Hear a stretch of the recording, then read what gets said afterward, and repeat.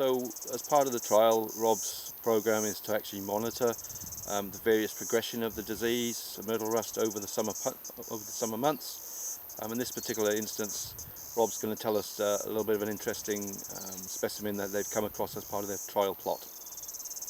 So all the plants in the trial were from seed collected in the wild, from natural plants.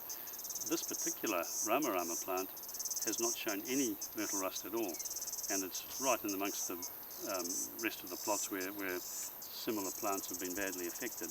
And so this is showing actually a very high degree of resistance, and that's a very hopeful thing, because it means that even in natural populations there are individuals that come out which could have resistance to myrtle rust, and so by selecting those we could select some types which will not be impacted, and that's a really good positive hope that we have.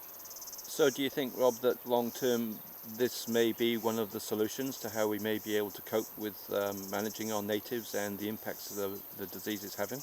Yeah, I think that's definitely right, that this is perhaps our best hope, is to be able to select resistant types. How they would be deployed, certainly in managed plantings and in home gardens or whatever, that's a fairly straightforward thing. You can just plant resistant ones.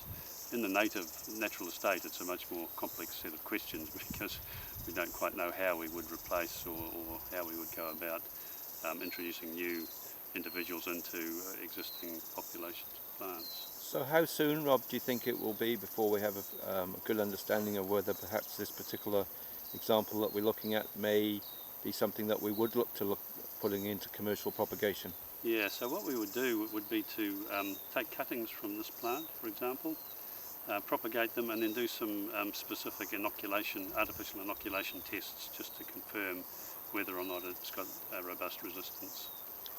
So that's where you're taking the disease and actually physically introducing it into the plant to see if it is able to withstand it? Yes, so we've got standard methods that we use for doing that.